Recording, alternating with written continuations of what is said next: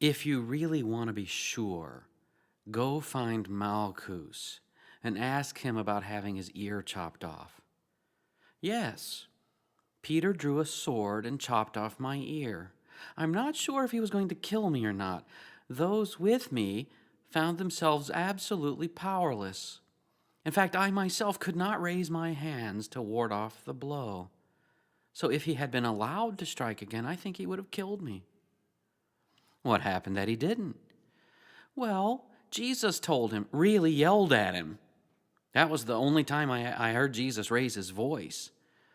At the time, of course, I had no idea what he meant by drink the cup. But after the resurrection, Peter told me that Jesus was talking about drinking from a cup all the time. What do you mean that those with you found themselves absolutely powerless? It was very strange. When we came to fetch Jesus, he said, "I am," and we all fell down, just fell down right to the ground. Yes, we came to fetch God, in truth, to kill God. Jesus is the same one who called to Moses from the burning bush. If you really want to be sure, go find Malchus and he'll tell you this is not made up. There were witnesses there.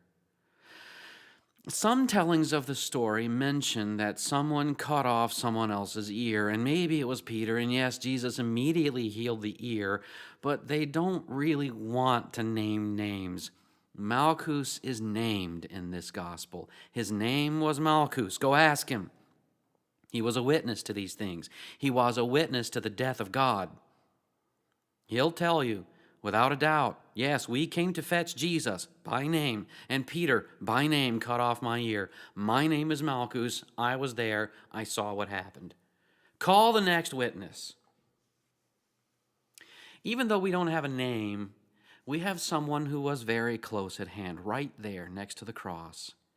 He who saw it has borne witness. His testimony is true, and he knows that he is telling the truth, that you also may believe. What did this unnamed witness see?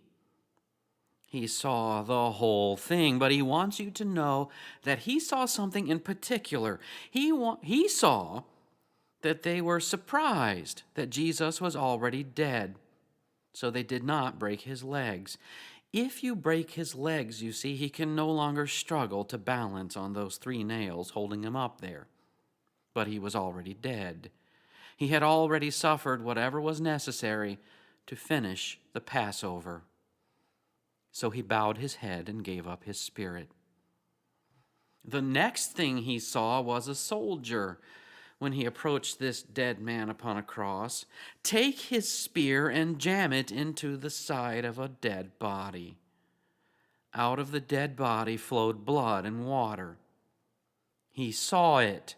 He has borne witness in front of a judge somewhere with a court stenographer present and a whole host of accusers and jurors. This man said, "I saw blood and water flow out of his side at once."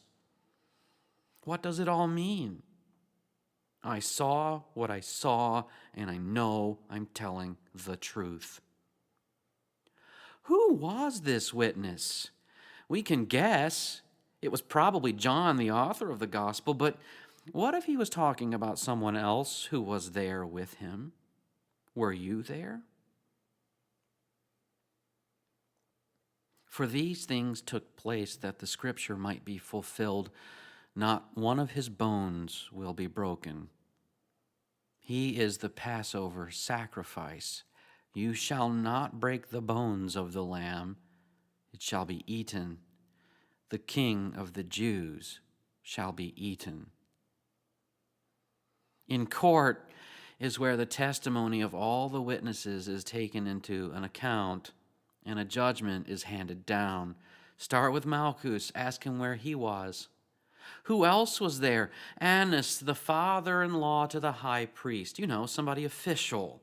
Peter, of course. Caiaphas, the actual high priest. Now Pontius Pilate, who was the ruler of the entire region in behalf of Rome. He's the one who wrote what he wrote. It is written, the king of the Jews. The governor from Rome was all too happy to kill the king of the Jews. What about Barabbas? He's a robber and he was there. Can we find him and ask him what he saw? Is he still free, or did he get himself caught again and finally killed? Someone who was in the crowd must know. Mary was there. Well, more than one Mary. Mary, the wife of Clopas. Who's Clopas? Well, who is Clopas? We should find him and ask him too. Isn't he the one who walked with Jesus on Easter Sunday evening on the road to Emmaus? Maybe. We should check. Mary, the mother of God, was there, and her sister was there. Mary Magdalene, faithful Mary Magdalene, was there. We have witnesses from Jesus' own group of followers, from his enemies, servants of his enemies, and even the Roman Empire. They all saw what happened. They were all there. Were you there? Did you see blood and water come out when one of the soldiers pierced his side with a spear? If you are weighing the testimony of all these witnesses, then perhaps you can say you were there. This is what happens in a court. You weigh the witnesses to put the court at the scene. Tell us what you saw so that we can reenact the scene, Whoever it was, the unnamed man who was there turns to you, you playing the role of judge, to say, I know I'm telling the truth, Judge. This man was the Passover of God. For you, blood and water pours forth, blood to paint upon the lintels of your doors, so that the angel of death might pass over you and your entire family. Do you believe this? Do you believe that for you, blood and water pours forth to finish the Passover, so that you never have to fear death? You do not have to fear death. Do not fear death. Not your death, not the death of your loved ones, not even this, the death of Jesus. The Passover is finished.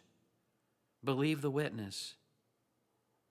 At your earliest opportunity, I should think, you might want to investigate the scene personally to see where you might find a flow of blood and water for you. Then when someone asks you, were you there, you can say yes.